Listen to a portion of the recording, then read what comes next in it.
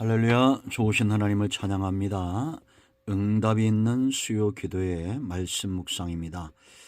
산상수훈 11번째 시간, 오늘은 5장 마태복음 5장 13절 말씀 묵상합니다. 기도합니다. 영광과 감사와 찬송을 우리 하나님께 올려드립니다. 온 마음으로 하나님을 사랑하며 예배합니다. 주의 음성 듣기를 사모하고 말씀을 깨닫고 믿음에 서기를 사모합니다. 주의 벌을 의지하오니 우리의 모든 죄와 허물을 사하시고 눈과 귀를 열어 깨닫게 하시며 믿음에 서는 은혜로운 시간이 되게 하옵소서. 주님 친히 말씀하시기를 너희가 세상의 소금이다 말씀하셨사오니 우리가 이 귀한 삶의 눈이 떠지고 세상을 변화시키는 일에 귀하게 쓰임받기를 원합니다. 종을 낮추시고 겸손하게 하시고 오직 말씀의 도구만 되게 하옵소서. 예수님의 이름으로 사모하며 축복하며 기도합니다. 아멘. 자, 오늘은 13절 한 절 말씀만 봅니다. 너희는 세상의 소금이니 소금이 만일 그 맛을 잃으면 무엇으로 짜게 하리요? 후에는 아무 쓸데없어 다만 밖에 버려져 사람에게 밟힐 뿐이니라. 아멘. 자, 우리가 이 소금에 대해서 좀 관심을 가져야 됩니다. 우리나라 소금이 참 귀하죠. 신안, 천일염 이런 거. 과거에는 이 소금 때문에 막 전쟁도 일어날 만큼 그만큼 사람의 삶 가운데 밀접하고 이제는 떨어질 수 없는 것이 바로 소금입니다. 부패를 방지하고 음식의 맛을 내는 이 소금이죠. 그런데 예수님이 너희가 소금이다 이렇게 말한다는 겁니다. 그러므로 우리는 왜 주님이 이런 말씀을 하셨는지 분명히 깨달아야 됩니다. 지금 1절로 12절에 이런 8가지 성품으로 변화된 사람들이 세상 속에서 소금과 같다라는 겁니다. 심령이 가난한 사람, 애통하는 사람, 온유한 사람, 의에 줄이고 목마른 사람, 긍휼적인 사람, 마음이 청결한 사람, 화평하게 하는 사람, 의를 위하여 기꺼이 박해를 받는 사람, 이런 사람들 때문에 세상의 부패가 사라지고 이런 사람들이 많을 때 세상이 살맛 나는 세상이 된다라는 겁니다. 오늘 23절에 근거할 때 분명히 보여지는 3가지가 있습니다. 첫째는 세상은 부패한 곳이다 라는 겁니다. 점점 그대로 버려두면, 더 정확하게 세상은 그대로 버려두면 점점 더 악해져 간다. 예수님의 진단입니다. 세상은 죄가 들어오고 부패해져 가죠. 죄악이 관영할 때 마치 우리가 집안이 더러워지면 청소하듯이 죄악이 관영할 때 하나님의 진노의 심판이 임했던 것을 봅니다. 그런데 창세기 6장을 봐도 그렇고 하나님의 진노가 임하고 세상을 심판하시고 청소할 때는 하나님이 세상 속에 있는 그리스도인들을 본다라는 겁니다.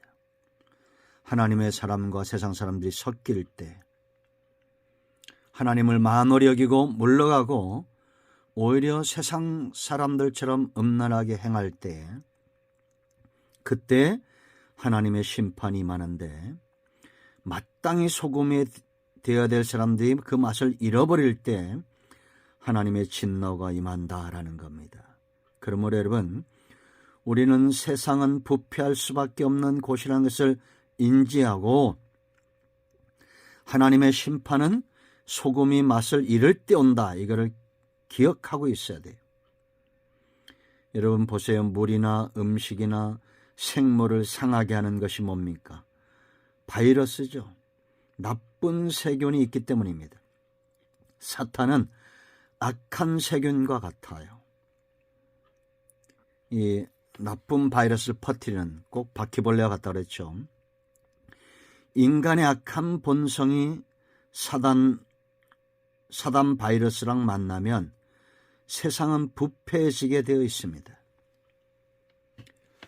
창세기 6장을 보면 5절에 여호와께서 사람의 죄악이 세상에 가득함과 그의 마음으로 생각하는 모든 계획이 항상 악할 뿐임을 보시고 그랬습니다. 우리 속에는 악한 생각으로 관영한 것이 아니라 심령이 가난해서 천국을 살고 하나님이 느껴지지 않을 때 오직 성령으로 충만해야 되는데, 그럴 때 애통할 줄 알고 이렇게 하나님을 애통하다 보면 온유한 자로 닮아가게 되어 있죠. 이게 바로 소금의 농도가 점점 깊어져서 나중에는 의를 위하여 박해를 받는 그런 단계까지 가게 된다라는 겁니다. 여러분, 사탄이 와서 하와의 잠들어 있는 악한 본성을 깨우죠. 전염시킨 겁니다. 이 전염시키면 가장 먼저 하와가 누구를 또 감염시켜요? 전염시킵니까? 아담을 전염시키죠. 죄악이 들어온 겁니다. 불과 5장 가서 악이 관영해집니다. 하나님의 심판이 임했음에도 불구하고 또 11장 가면 온 땅의 죄악이 관영해집니다. 이런 사단의 역사는, 이 악의 역사는 전염병과 같은데 이게 교회 역사죠. 그대로 보여줍니다. 근데 이런 악한 부패를 막는 것은 교육도 안 되고 문화도 안 되고 복지도 안 됩니다.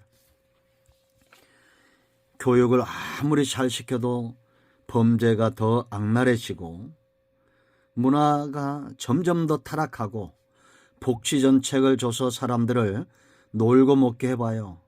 그 본성이 더 타락해집니다. 수고와의 땀을 흘리고 하나님 앞에서 바로 살고자 할 때 소금들의 농도가 더 진해질 때 정말 심령이 가난한 사람, 성령 외에는 원하는 것이 없는 사람, 그런 사람이 세상을 복되게 하는 겁니다. 그리고 또 이것은 무엇을 보지냐? 성도들을 향한 경고예요. 소금이 맛을 잃으면 밖에 버려져 밟힌다, 버려진다는 겁니다. 성도의 삶과 사역이 얼마나 귀한 것인가를 보여줍니다. 그들의 역할은 소금과 같아요. 맛을 내지 못하는 소금, 짜게 하지 못하는 소금은 버림받듯이 성도는 세상을 살맛나게 하고 부패가 사라지게 해야 됩니다. 여러분, 맹물에다가 소금에다 맹물을 잔뜩 풀어봐요. 그걸로 김장 담을 수 있습니까? 금방 상하겠죠. 소금은 물과 다른 겁니다. 동화될 수 없습니다. 마찬가지입니다. 성도도 세상과 타협할 수 없는 그런 상태가 되어져야 됩니다. 물과 소금이 희석되면 연해지듯이 이 교회의 정책이나 성도의 삶이 세상화되면 문제가 되죠. 사람들은 다투기 싫어서 적당히 타협하며 살아갑니다. 그러다가 위기가 오면 그때서야 뭔가 하려고 하지만 말의 능력이 나타나지 않아요. 창세기 19장은 어떤 상황입니까? 하나님이 소돔과 고모라 성을 멸하겠다는 겁니다. 그런데 그곳에 누가 있어요? 아브라함의 조카 롯이 있잖아요. 하나님이 멸하신다니까 이제 발등에 불이 떨어진 겁니다. 사이들을 찾아가서 물어봐도 농담으로 여긴 겁니다.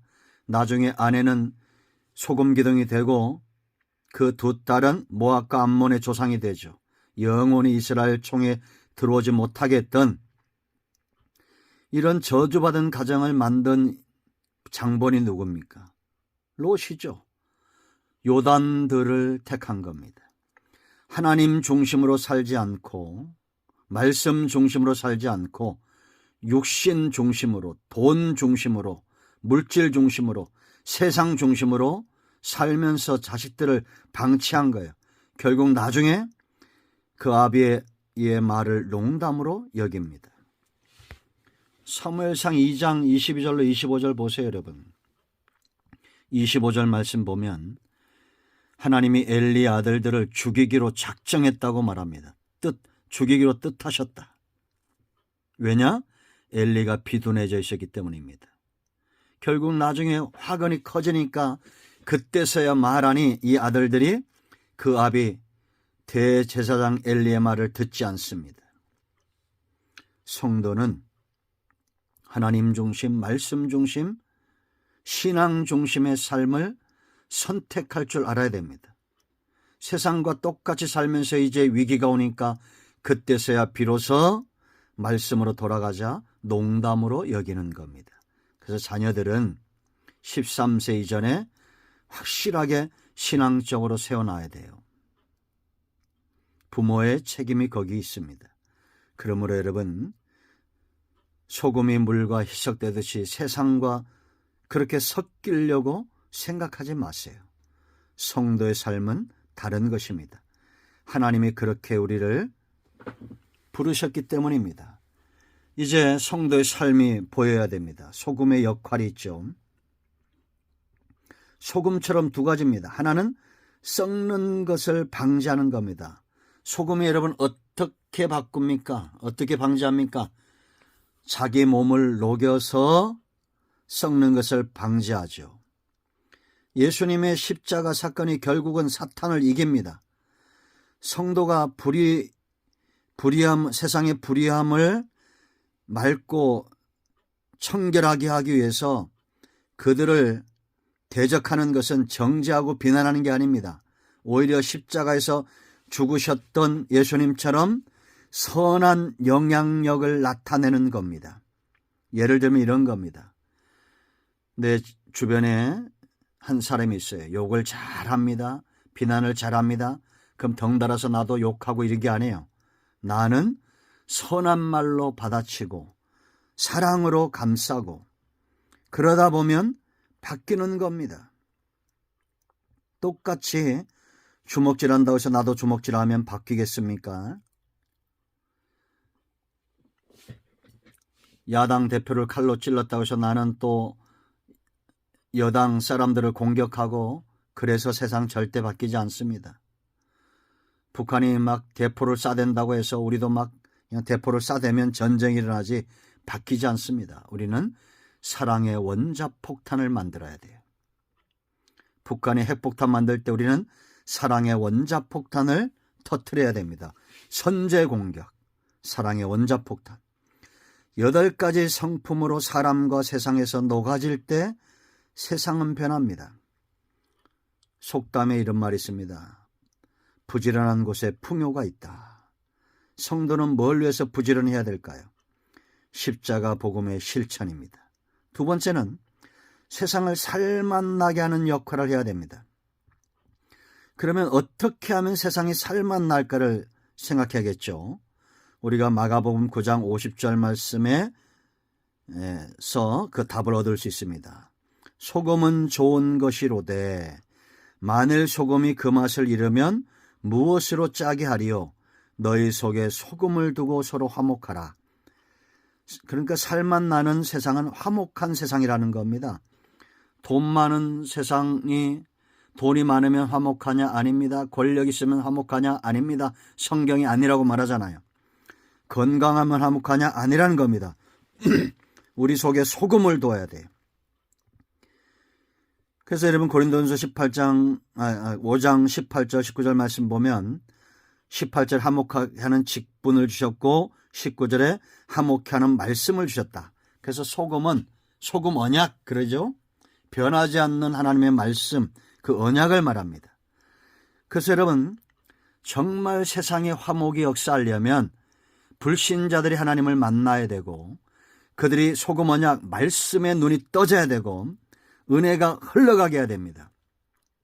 먼저 믿은 사람들이 그런 사명을 감당할 때 하나님과 화목해야 사람들끼리 서로 화목하고 세상의 죄는 멀어지게 돼 있어요. 그러므로 여호와의 선하심을 맛보아하는 세상 되도록 먼저 믿는 자들이 맛본 음식 맛을 전해야 됩니다. 십자가 복음의 맛, 은혜의 맛, 말씀의 맛, 신앙생활의 맛을 전해야 돼요. 사람들이 죄악이 관영하면 부끄러운 것을 모릅니다. 세상에서 완전히 세상화되어 가면서도 부끄러움을 알지 못하고 그 부끄러운 것들을 입 밖으로 드러냅니다. 이게 바로 회칠한 무덤과 같아요. 썩는 냄새가 온통 진동을 합니다. 그러므로 여러분, 우리는 내 안에서 그리스도의 향기가 나야지. 부끄러움을 모르는 그런 세상적인 그런 말들과 행동들이 나타나면 안 됩니다. 우리 모두가 살만 나는 세상 만드는 일에 소금이 되기를 축원드립니다. 기도합니다. 예수님의 이름을 의지하여 기도합니다. 이 말씀대로 되게 하여 주시옵소서. 우리 가운데 마음이 상한 자, 병든 자 치유하시고 회복시켜 주시기를 원합니다. 예수님의 이름으로 사모하며 축복하며 취하며 기도합니다. 아멘. 할렐루야. 오늘도 응답이 우리 가운데 임하였습니다. 수요 예배에 많은 참여를 바랍니다. 또 다른 은혜가 있습니다. 응답이 있습니다. 아멘.